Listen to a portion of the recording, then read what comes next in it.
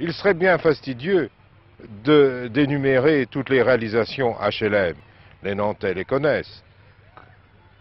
La cité de l'Ermitage, de la butte Sainte-Anne domine le port, les groupes Gaston Serpette, du Douai-Garnier, de la Contrie, du boulevard des Anglais, de l'avenue Joncourt, du boulevard René-Coty, des Hauts Pavés, des Agenais.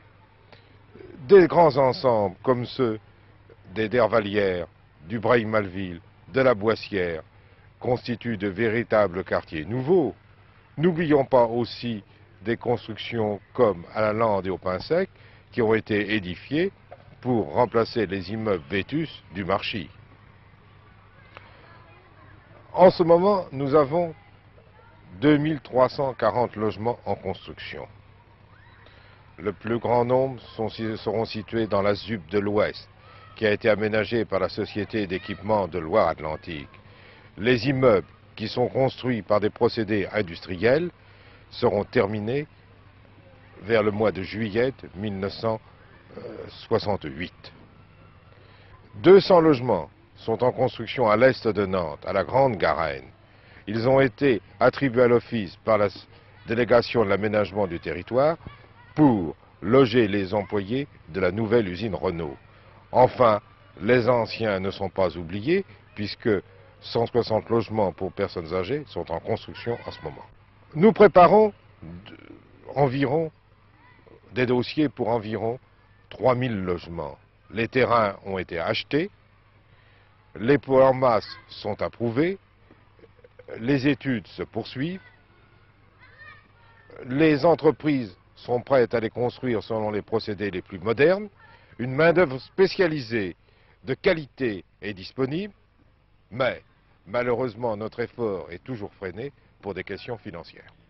Monsieur l'administrateur délégué, vous êtes chargé de l'attribution et de la répartition des logements. Comment la situation se présente-t-elle?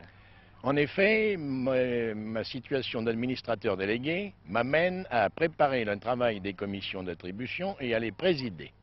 Je peux donc affirmer en toute connaissance de cause que la situation de l'Office municipal de Nantes devient de plus en plus alarmante. Quelques chiffres pour illustrer cette situation. Au dernier recensement auquel nous avons procédé, en mars dernier, il y avait 7500 demandes enregistrées à l'Office.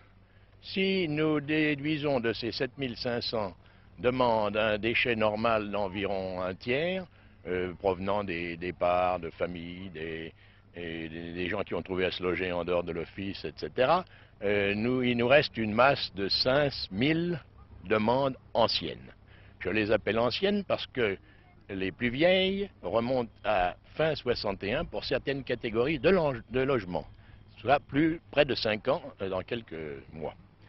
Et à cette masse de 5000 logements, demandes anciennes, viennent s'ajouter les inscriptions que nous recevons chaque mois de gens mal logés. Il y en a encore malheureusement beaucoup trop à Nantes, de jeunes ménages qui sont, faute de logement, obligés de rester chez leurs parents, avec tous les inconvénients que cela comporte, surpeuplement des habitations, difficultés de cohabitation, etc.